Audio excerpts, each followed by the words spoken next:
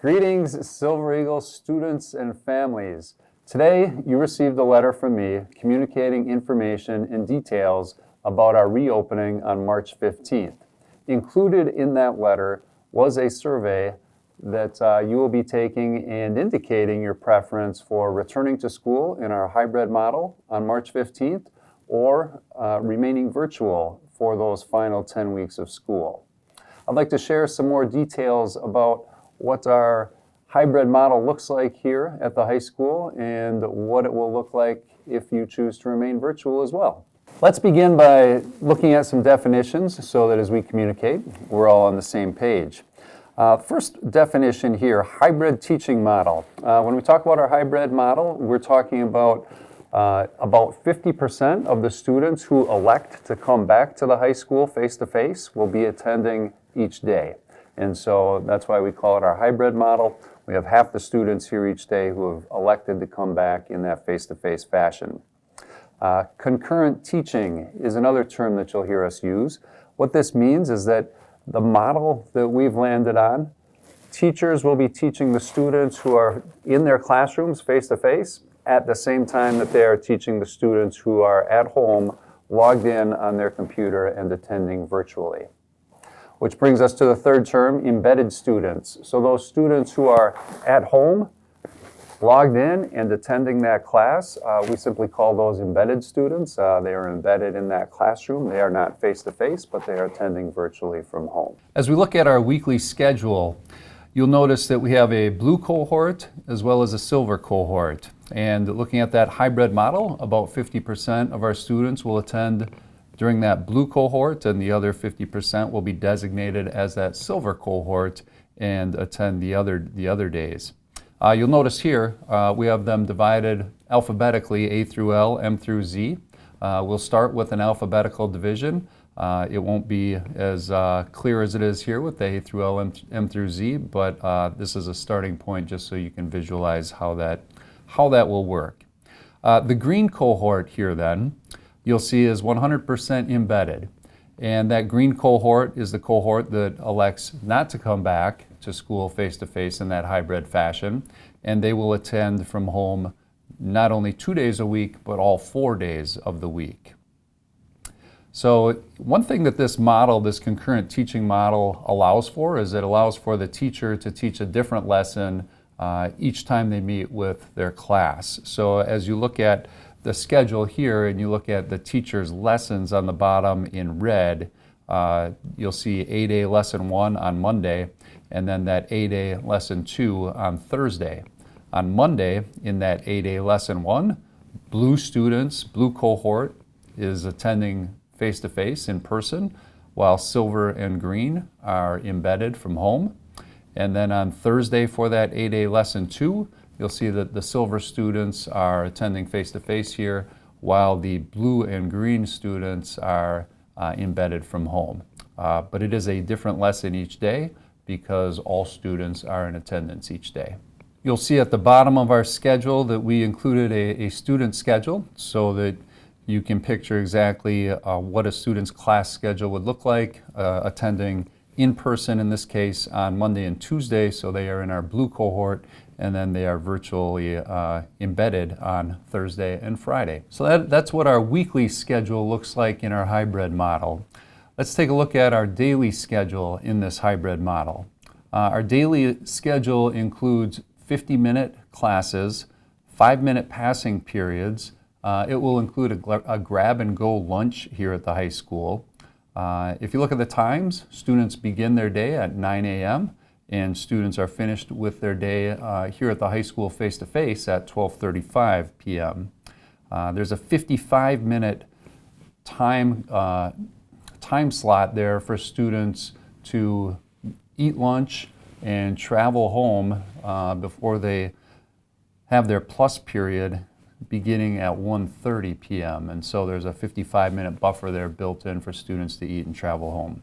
So you'll see on our daily schedule with the hybrid version and students attending face-to-face, all of those classes run between 9 a.m. and 12:35 p.m. If you are face-to-face on that day, you're here in the building. If you are embedded, you are at home and you are attending each of those classes during the designated time. So to be clear, during that 50-minute class period, if you are in the blue cohort and you are here that day, the silver and green cohort are at home and they are embedded and they are attending that entire 50-minute class period. So we're moving away from that 30-minute synchronous time to an entire 50-minute class period for that synchronous time and that expectation that the students at home are still with us for the entire 50 minutes. You'll notice in the afternoon then our plus periods begin at 1:30 and we run 4 plus periods at a half hour each, taking up that afternoon time block. The plus periods are really designated spaces and times for students to be able to meet with their specific teacher for that assigned half hour. For example, if you look at the first plus period running from 1:30 until 2 o'clock, all students know that for their first hour teacher, they can go to that plus period first hour and they can meet with that teacher from 1:30 until 2 o'clock. It also allows for that teacher to utilize that space and that time as they see fit to complement their morning lesson. Maybe they want to meet with 4 or 5 students for some extra support during that time, and they invite those 4 or 5 students to come back. Maybe there's an exam coming up and there's a study session that they'll be running during that plus period, and they would like to see the whole class back at that time. They may have individual check-ins scheduled during that plus period. So there's a lot of ways that we can structure that time and use that time. The plus period simply designates that period belongs to that first hour teacher, and students in first hour can use that time to access that first hour teacher or attend a complementary lesson or supplementary lesson if that's what the teacher designates that time for that day. In terms of expectations, with the plus periods, students are expected to be available and students are expected to attend that plus period at the request of the teacher. They're designated space so that we can utilize them, and if a teacher does ask 1, 2, or 10 students to come back, the expectation is that they are available and they do come back to participate in that plus period. If you do choose to come back to school face-to-face in our hybrid model, it's important to know that school will look different and feel different than it did when we left last year in March. Some of the differences here are really called out in our safety protocols, and it will be critical that when we come back on March 15th, we are all working together to create the safest possible environment to get our education in. That means everyone from teachers to students, staff, custodial staff, we will all be working on these safety protocols.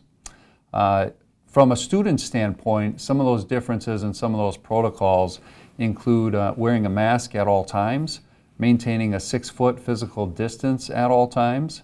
With sanitation and cleaning routines, teachers will establish routines in their classrooms to make sure that our high contact surface areas are sanitized between each class period. As students travel the building, going from class to class, there won't be congregating in the halls, either in small groups or large groups. Our passing periods will be 5 minutes, so we are really focused on moving from point A to point B in an orderly fashion. There will be a line in the middle of the hall, making sure that we stay to either side as we travel, and making sure that any contact that we have is very incidental and brief. In fact, we won't even be using our lockers, because really what that does is just push us together as we go to our lockers. So there won't be a need to have our lockers. We'll be bringing our Chromebook, charger, and headphones to school each day, and those will be the materials that we need to learn. In addition, as students arrive to the building, we will have designated entrances and exits so that we are not all coming into the same entrance or leaving the same exit. And again, that will be an effort to maintain everyone's safety and make sure that we are physically distancing from the minute we get into the building to the minute that we leave and that we're transporting home, whether that's on the bus or a ride that we have arranged. I mentioned grab-and-go lunches, so we won't be serving a lunch here. Students will be grabbing that lunch on their way out and eating it once they get home. That's again as a safety precaution so that we are not all eating together without masks on. Finally, we will be asking students to bring water bottles to school, as all of our water fountains will be taped off and will not be in use. In addition to that, we will be staggering our bathroom usage so that we are making sure that we don't have so many students in the bathroom that we are unable to maintain that 6-foot physical distancing.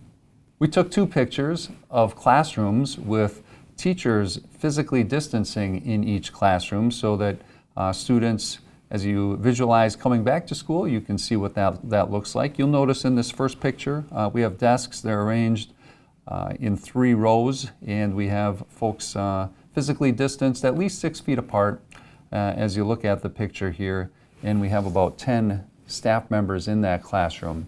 In this next picture, this classroom has tables, and so you'll see that the tables were spread out a little bit more than the typical setup, and this allowed us to be 6 feet apart as we sat in the room.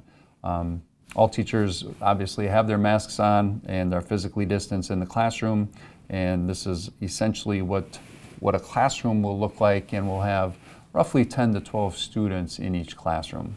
So that's what a classroom will look like if you choose to come back to school face-to-face in our hybrid model. If you choose not to come back to school face-to-face in our hybrid model and you remain 100% embedded, or if you are unable to come back to school because of a health issue and you remain 100% embedded, this next slide gives you an idea of what you'll see from home. So on this slide, we have a Chromebook set up that is live streaming a class, much like you would be live streaming a class if you are embedded and attending from home.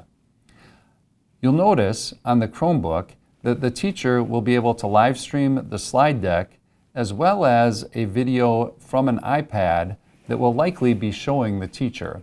In the case of this particular Chromebook setup, the Google screen, the Google search screen here, is what's being live streamed by the teacher on the whiteboard. So it's not a slide deck in this case, it's from the whiteboard. You'll notice to the side of that Google screen, in the middle, there's an image of a whiteboard. That image is being live streamed from the teacher's iPad. So you'll have 2 screens that you can pin when you are an embedded student attending from home. You can pin the slide deck, much like the Google screen is pinned on this Chromebook, or you can pin the teacher view, which in this case is the view of the whiteboard. Likely, that is where the teacher would be planning to stand to deliver this lesson.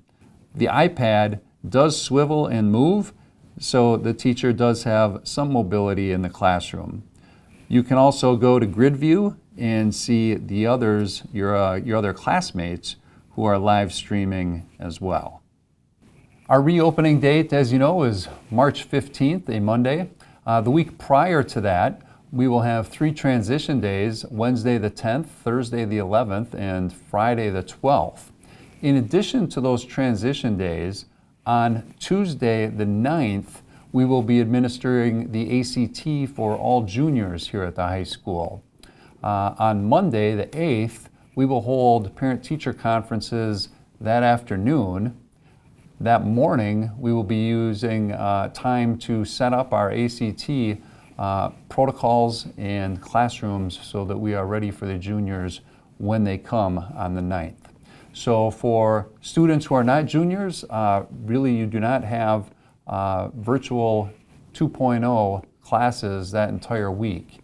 Juniors, you have your ACT on Tuesday. So as I said at the outset, you received an email from me today with much of this information and some other details in it. Importantly, in that email is the link to the survey that we are asking you to complete by February 3rd at 5 p.m. In that survey, you'll be asked if you would like to attend school in our hybrid model, face-to-face, 2 days a week in either the silver or blue cohort. or if you'd like to remain attending from home, embedded for those 4 days a week in our green cohort. Keep in mind, if you are choosing to come back to school in the hybrid model, either silver or blue, you'll be assigned one of those two cohorts. We are not able to honor choice for I want to be in the silver or I want to be in the blue. And we will let you know which cohort you are assigned by February 22nd. So thank you for your time reviewing this information and reviewing the information in that email and returning that survey by February 3rd at 5 p.m. Go Silver Eagles!